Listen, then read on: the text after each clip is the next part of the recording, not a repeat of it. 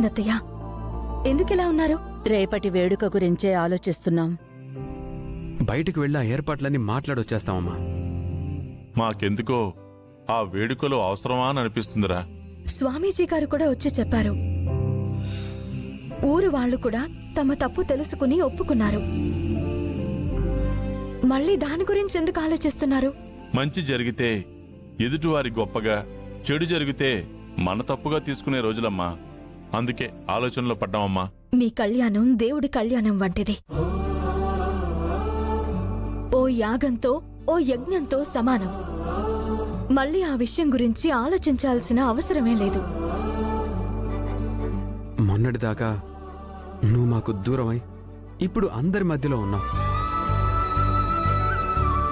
కష్టాలు వస్తూ ఉంటాయి, పోతూ ఉంటాయి. మధ్యలో అప్పుడప్పుడు చుట్టం చూపులో వచ్చే సంతోషాలను ఎందుకు దూరం చేసుకోవడం? చూడండి, మీరింకా విషయం గురించి ఆలోచించకండి. జరగాల్సిన కార్యం అంతా సవ్యంగా జరుగుతుంది. మీకు ఇష్టం లేకపోయినా మా అందరి తృప్తి గురించైనా కాదనకుండా చేసుకోండత్తయ్యా. కుటుంబం గురించి ఆలోచించి ఆలోచించి మీరు అలిసిపోయి ఉన్నారు. ఇప్పుడైనా మీరు విశ్రాంతి తీసుకోండి. ఊరి గురించి మేం చూసుకుంటాం.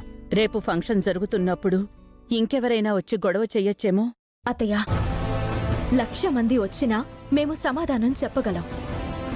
నువ్వు ఎవ్వరి గురించి ఆలోచించకు. ఊరి మంచి కోసం జరుగుతున్న మా కళ్యాణాన్ని చూసి ఆ వసీకర ఊరుకుంటుందా? అత్తయ్యా, మీరు ఏవేవో ఊహించుకుని మనసులో అనవసరమైన ఆందోళనలు పెంచుకుని భయపడకండి. ఎటువంటి ఆటంకం లేకుండా మేం చూసుకుంటాం. నిజంగా ఆ వశీకర ఎదురుగా వచ్చినా అడ్డుకుని పోరాడతాం. సరేనా?